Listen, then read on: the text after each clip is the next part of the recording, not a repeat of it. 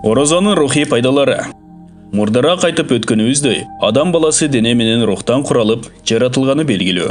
Бул экөөнүн ар бири адам баласын өз айлампаларында аракеттенүүгө далалат жасашат. Ошондуктан адам организмдин материалдык жагы, нафси кумарларына жана айбанга таандык каалоолорго күчтүү талапкер. Адамдын денесине таандык бул тарабы Куран Каримде бизге мындайча сүрөттөлгөн.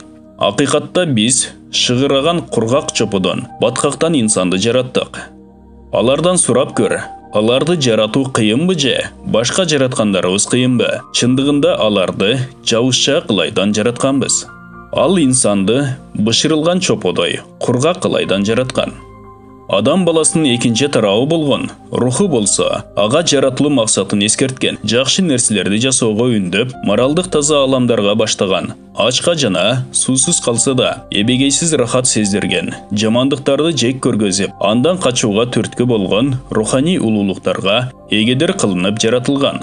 Адам денесинде рухтун бийлиги алсыраса же, денеси гана баарын бийлеп калса, адам нафси кумарларынын артынан гана чуркап калат.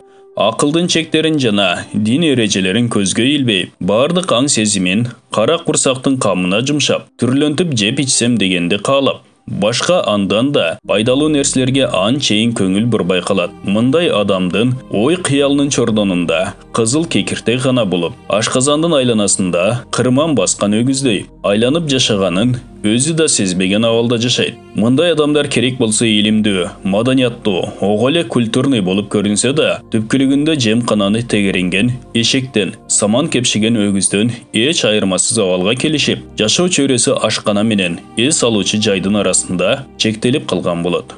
Мындан башка эч кандай маанилүү эреже принциптер аларга кереги жоктой сезилип, туура жашоо жолунан, дегеле аркы дүйнөнүн жашоосунан кабардар болгусу келбей, муну каалабай калышат. Жеп ичүү жана оюн зооктон башка, жалмап жутуу үчүн тытынып акча табуудан башка кайгысы да болбойт. Кара курсактын камынан башка эч кайгысы жок. Мындай адамдардын абалын Куран Карим аяттарынан да таасын сүрөттөп бере алган башка сөз жок. Кудайды тааныбагандар болсо, тек гана жыргалчылык кууп, айбандар жегендей жашат. Алардын барар жайы тозок. Орозо жаратканга жолугууну эскертип турат. Орозолуу адамдын ар бир мүнөтү улуу жаратканды жана анын береке жакшылыктарын эскерүү менен өтүп, андан да маанилүүсү мунун натыйжасы катары улуу жаратканга жолугуучу учурду эскертип турат. Орозонун бул артыкчылыгы эки тараптан билинет. Биринчиси, бул утурумдук дүйнөнүн жыргалчылыктары акыры биротоло токтой тургандыгы анык болсо да, бейиштеги эч качан токтогус түбөлүктүү жыргалчылыкка умтулуу. Дагы бири, бул дүйнөнүн машакат түйшүктөрүнүн артынан аркы дүйнөдө келчү чексиз рахаттарды алдын ала сезүү десек болот. Тагыраак айтканда, таңдан кечке дейре ачка жүрүп чаңкаганга чыдап, орозо кармаган адам мындай караганда кыйналып жаткандай көрүнгөнү менен, бул ибадаттын аркасы менен келчү түбөлүктүү жана улуу рахат, жаратканга жолугуу бактысы, отурумдук кыйынчылыктарды унуткарып. Орозо кармаган адам Алланын ыраазылыгы үчүн күнү бою нафси кумарларынан жана жеп ичип рахаттануудан кечип коюп, алардын ордуна бейиште Аллага жолугууну ойлойт жана муну баарынан жогору баалайт. Бул түшүнүктүн негизинде жашоосунун бардык тарабы туура калыпка түшүп, адам ою олку-солкулуктардан арылат. Ошон үчүн пайгамбарыбыз саллаллаху алейхи вассалам айткан эле: орозо кармаган адам үчүн кубанычтуу эки учур бар. Бирөө ооз ачкан маалы, экинчиси Аллага жолуккан маалы. Орозо адамды периштелештирет. Адам баласынын руханиятында бир эле учурда периштелерге таандык жана айбандарга таандык касиеттер бар. Айбандык туюмдарга каршы багытта жүргөн адамдын периштелешкен касиеттери өнүккөндүктөн өзүнүн айбандык тарабы азайгандыгын жан дүйнөсү менен сезет. Түпкүлүгүндө адам баласы периштелерден төмөн, башка айбандардан жогору деңгээлде жаратылган. Бирок Алла Таала адамды ченемсиз бийик мартаба менен эң эле төмөн орундун ортосундагы ара жолдо аракеттенип жашоого жөндөмдүү кылып жараткандыктан, адам баласы кээде периштелердин ааламын да ашып өтүп, аларды мартаба жактан артта калдырса, кээде шайтандардын да астындагы төмөн орунга түшүп калуусу мүмкүн.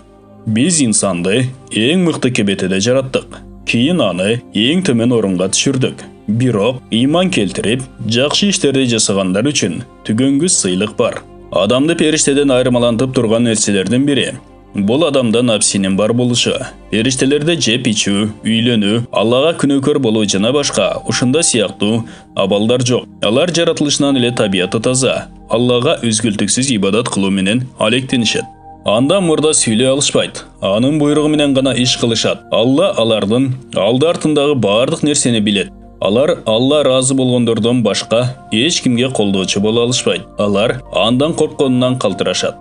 Ал эми адам баласы болсо жеп ичүү аркылуу өмүр улай алат. Ар убакытта күнөөгө батуусу, Алла алдында кулчулук кылууда кемчилик кетириши мүмкүн. Орозо кармаган мусулманды алып айтсак, ал таңдан кечке жеп ичүүдөн тыйылып, напсилик кумарларынын эки тизген бир чылбырын өз колунда тутуп, ушак айың жана зулумдуктан алыс болуу аркылуу кадимки периштеге окшойтушат. Муну биз периштелешүү десек да болот. Керек болсо, ал ушул иши менен периштелерди да артта калтырат. Себеби ал өз табиятына, камыр-жумур жаратылган напсисине бийлик кылууга толук жетишкен болушу мүмкүн. Алла Таала мындай асыл пенделери менен периштелердин алдында сыймыктанат. Аларды периштелерине өрнөк көрсөтөт.